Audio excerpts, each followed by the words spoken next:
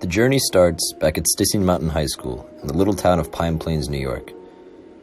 It's my senior year of high school, and out of the 60 kids in my graduating class, I'm the one to be chosen to speak about water conservation in the Hudson Valley.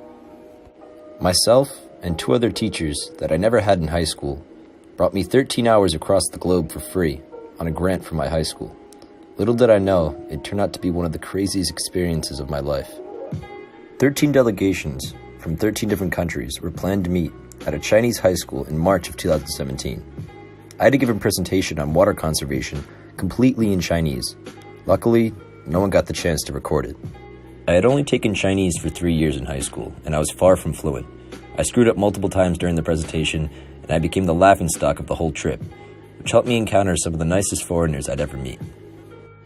The water conservation presentation took place in Nanjing, at a Chinese middle school/high school.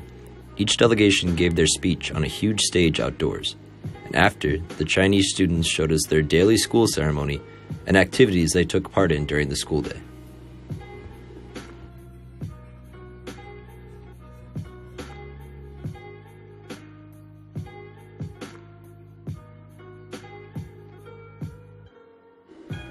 I didn't realize how structured Chinese schools were until I saw them in person. The entire school is run like a military. Chinese students had to wear uniforms and were put into ranks based off of their grades. During the ceremony, I met a group of German students from a high school in Hamburg. They were some of the only other students who spoke English, so we became friends right away. After we left the high school, we traveled across China for the next 2 weeks, visiting places like Beijing and Zhaozhou. We traveled purely by bus, so we all got to know each other really well over a short period of time. It turns out that some parts of China are pretty nasty. Near the cities, you could actually never see the sun, no matter how clear it was. I noticed while in China that there was a huge difference between the wealthy and the poor. If you were wealthy, you lived in the cities, and if you were poor, you lived in the outskirts, in the suburbs. On this boat trip that we took, we rode on a boat that's never been used before, and they saved it especially for us.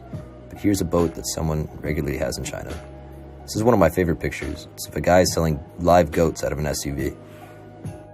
As smoggy as it was, China was also one of the most beautiful places I've ever visited. I got to stay with a Chinese family who only spoke Chinese for 2 days. I watched their sons basically 24/7 and didn't get paid, but it was a really nice experience, seeing the personal lives of people living in China.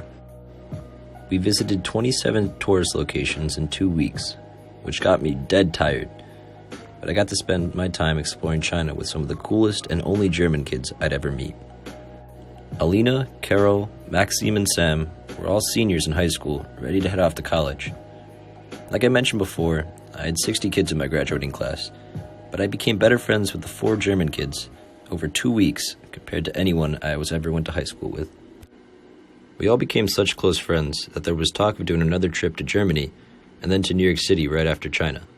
I wasn't convinced at first, but after talking about it, they told me that we have 1 more summer until college. Might as well spend it right.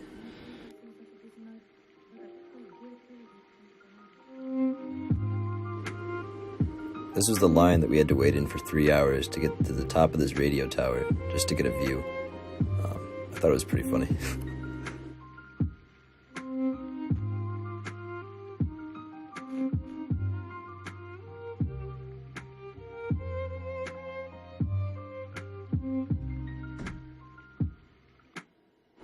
After arriving in Beijing, which was our final stop in China, we said goodbye to our Chinese students who had been with us the entire time.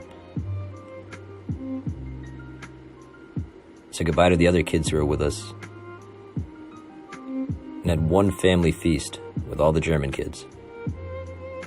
I had tried jellyfish head and chicken feet for the first time.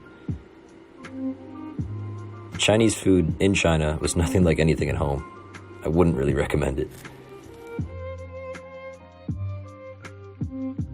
A week after we got back from China, I emptied all the money in my bank account and bought my first ticket to Germany. Once in Germany, the German students showed me around just as we toured China. Germany was obviously much nicer than China, but I seemed to like China a little bit more. The people I met while in Germany were fantastic, and the sights were much better, but there was something about China, the simplicity and the overall atmosphere that was a lot more captivating than either Germany or New York City. This was by far the craziest experience I've ever had, and I was grateful to be given this opportunity. I know it's something that I'll never be able to do again, but I'm glad I got to do it once.